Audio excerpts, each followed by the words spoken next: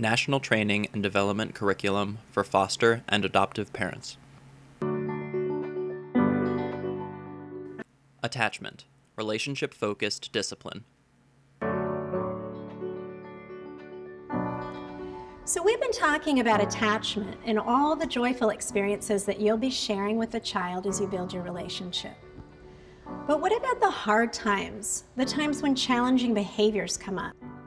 We already know that traditional discipline doesn't work with children who've experienced separation, trauma, and loss. They may already be dealing with feelings of shame and worthlessness. So when we take away privileges or put a child in a timeout, we're just reinforcing those negative feelings and piling on more losses. On the table in front of her are a large jar and a pile of polished stones. Imagine for a moment that this jar is a child. It's pretty sturdy, but it's made of glass, so it needs to be handled with care. This jar is empty, but when children leave their families and join another family, they're not empty. They bring who and what they're connected to. They come with their personality, their ethnicity, their relationships. She picks up 3 stones from the pile and shows that they each have personality traits etched into them. She begins putting the stones in the jar. They come to us with separations and losses, and often trauma. With your family, the child will continue to be filled with all the good things a nurturing family can offer a child. She begins scooping all of the stones in the pile into the jar. Day in and day out. So when it comes to discipline, we don't want to risk spilling out any of the good we've been pouring into the child. In fact, we should look at discipline as yet another opportunity to keep filling the child with all the good things that come from your unconditional love and commitment. Using the jar to represent the child, I'm going to describe 3 important things you can do when a child has done something wrong that needs correcting. J is for joining, A is for amends making, and R is for redos. Let me break it down. J for joining means connecting with the child, uniting with them, teaming up with them. It's you and that child against whatever that problem is over there. Joining reminds us to prioritize the relationship with the child above all else. It's really the foundation of all your interactions. So let's say you get a call from school. The 13-year-old boy you're fostering, Jonathan, has been disrupting the class again, and the teacher's really upset.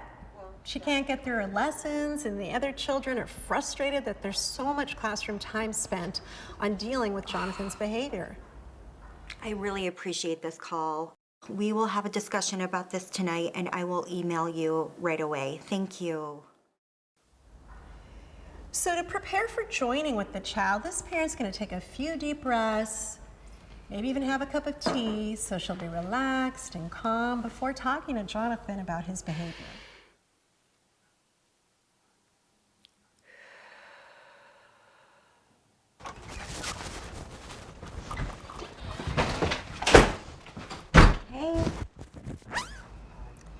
So when he gets home from school, she pays attention to his posture and his tone of voice and his body language.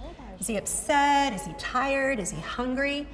Timing is key, because first she needs to make sure his needs are met, then they can talk. Hey, buddy. I heard you had a pretty rough day today. It wasn't my fault. That class is pointless anyway. When they do talk, her voice is calm, her body language is open and relaxed, and she sits with him at his eye level. She's going to make eye contact if it's not too much for him. She's focusing on Jonathan as a person before addressing the problematic behavior, because their relationship comes first. She's on his side and he knows it. When we focus on joining, we're saying 2 things: that the child is not the problem, and that the child is not in the problem alone. Now that these two are securely joined, they can work together to address the external problem. A is for amends making. Jonathan's disruptive behavior affected other people, namely his classmates and his teacher. It's a parent's job to help a child make this connection. Jonathan, I know it was a really hard day for you. I'm sorry. Maybe a little hard on your teacher too? And your classmates? While they were trying to have a discussion? Yeah. This is so important because children who've been hurt tend to hurt others. They end up pushing people away when what they really need is their support. What can we do to make it up to everyone and let them know that you really do care and you want to make it better? I already said I was sorry. Sometimes we Making have an to show- apology is not the same thing as making amends. Amends making is learning skills to repair and rebuild relationships. Parents can brainstorm with children of all ages about how to make amends in a meaningful way. The goal is to make it up to the other person. Well, what do you think you could do that would show them that you want to do better? I could make them a song. That's a great idea. The foster mother knocks on Jonathan's door, is invited in, and sees Jonathan playing music on an electric keyboard. Come in. Hey, how's it going? Good, I've only got a few notes down. Can I hear it? Yeah.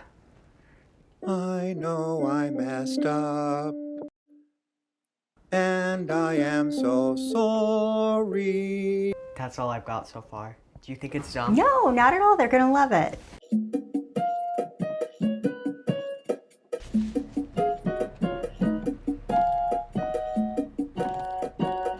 The foster mother drops Jonathan off at school with his keyboard. Proud of you. You got this. Not every problem happens at school, though. Sometimes a problem might come up in the neighborhood or at church. Obviously, not every child can write a song. The goal is to recognize the wrong and make things right, and then to practice better ways to handle similar challenges in the future. Which brings us to the R in JAR. R stands for redo. The child is not the problem is the problem. So the redo is about problem solving and practicing new ways to deal with problems. You know how you have some trouble sometimes sitting still at school? Well, I've been thinking about it, and I think I have a couple techniques that might help you. You want to try them out? The problem here is it's hard for Jonathan to sit still in class. So this parent is going to help him in figuring out better ways to deal with the problem, such as doing a few jumping jacks, It's a good way bouncing to on a get stability moving ball, without being distracted. squeezing a stress ball, or using a stretchy band. Remember, children learn best not by talking, this. but by doing. Great. Work with the child's school to arrange for what you've decided can help. Like amends making, the possibilities for redos are endless. They're going to be ongoing, and you're going to reinforce and fine-tune and practice these strategies over time. I hope you'll remember the J, the A, and the R, joining, amends making, and redos. You'll be amazed at the results. Remember that joining is always the foundation for relationship-focused discipline. Because when you protect the relationship and keep relationships with children first, everything gets better. The child's behavior, their sense of self-worth, their ability to calm down on their own, and their ability to keep and form relationships. And what could be more important than that? For more information, visit ntdcportal.org.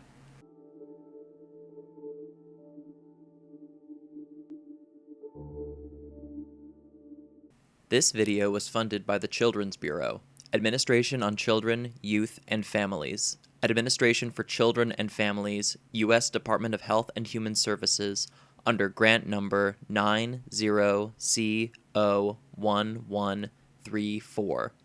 The contents of this video are solely the responsibility of the authors and do not necessarily represent the official views of the Children's Bureau.